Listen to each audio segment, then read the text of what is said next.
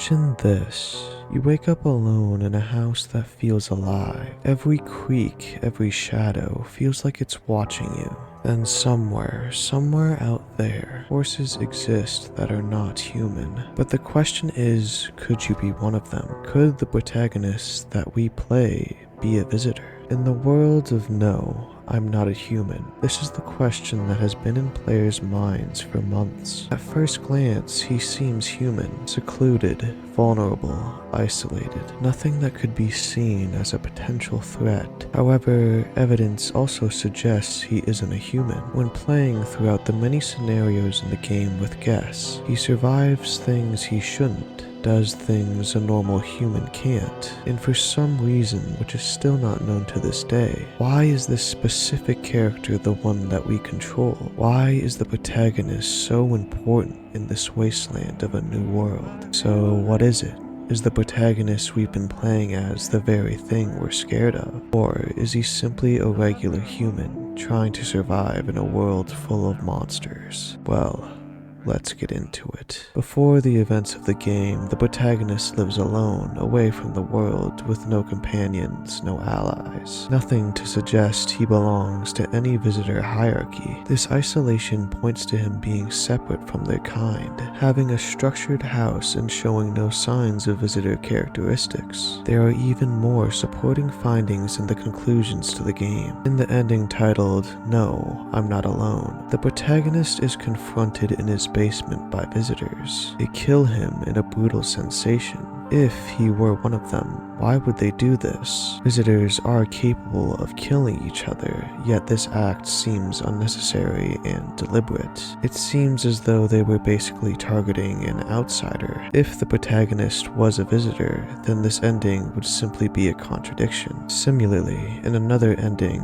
Yes, I'm Alone, the king visitor who visits the protagonist's door throughout the game confronts him and kills him. If there are no people inside, the protagonist eventually meets his demise. Again, if the protagonist were part of their hierarchy, this would be unlikely. These deaths, combined with his isolation, strongly suggest he is human, or at least not a visitor. Additionally, the protagonist's behavior aligns with human traits. He exhibits emotions throughout the game, making various mistakes, and shows a capacity for empathy. These are qualities often associated with humanity, not visitors, as visitors are known to be quite strange and often resembling each other with no care about who else is around them. But the story isn't that simple. The protagonist survives events that no other ordinary human could endure. To start off, there is a chance throughout the game that you will meet a random visitor that the community has named Coat Guy, a character who is seen to be exponentially cold and noticeably pale in the face. After talking to the Coat Guy throughout the spans of a couple of days, he reveals a black hole-like void in his stomach, killing every guest in the room except the protagonist. This black hole will also kill visitors inside the room that portray themselves as guests, pointing to the fact that visitors can kill each other. But players wonder,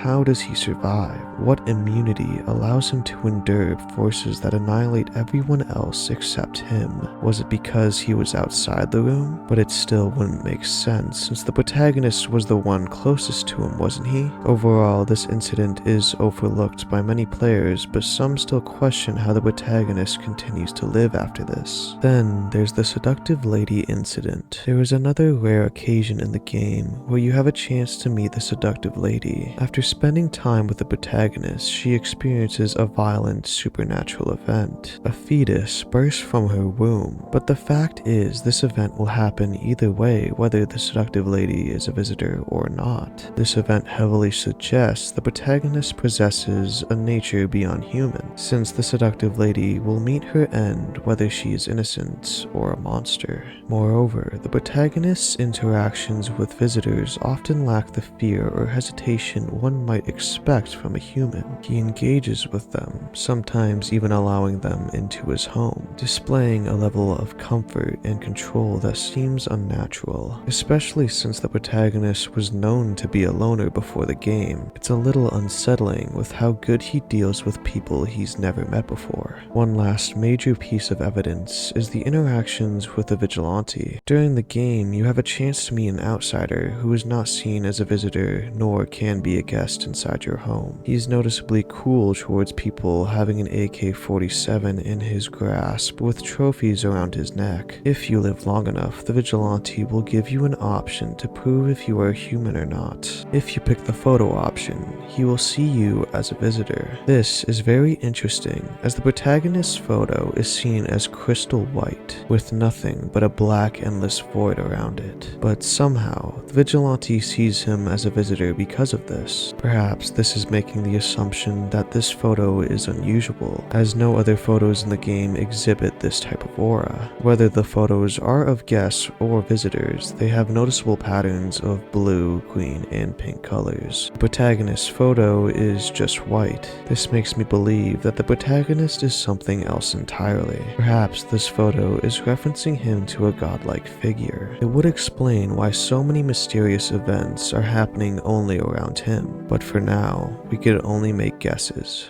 Overall, the evidence pulls in two directions. On one side, the protagonist is vulnerable, secluded, isolated, and killed by visitors. On the other, he is untouchable in the face of impossible forces. Visitors can kill other visitors, which establishes that killing among their kind is possible. The fact the protagonist is killed in these endings implies he is not a visitor. Yet the black hole, the fetus incident, the unnatural immunity, the mysterious white photo, these all suggest he is something much more. He straddles the line between human and something else entirely, existing in a space that defies categorization. His ability to survive events that should be fatal, coupled with interactions with visitors, raises questions about his true nature. Is he a human with extraordinary resilience, or is he something else entirely? So what is he? Who is the protagonist we have been playing as this whole time?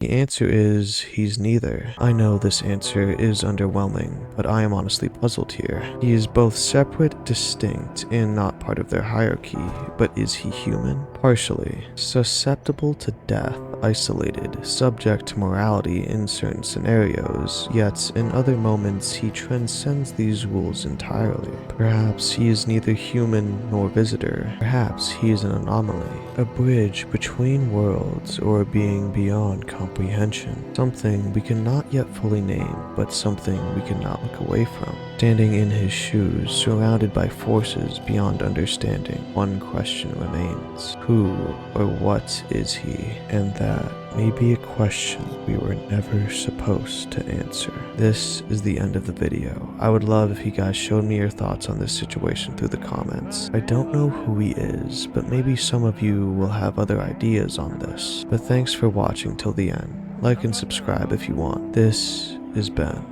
and I will see you guys next time. Bye.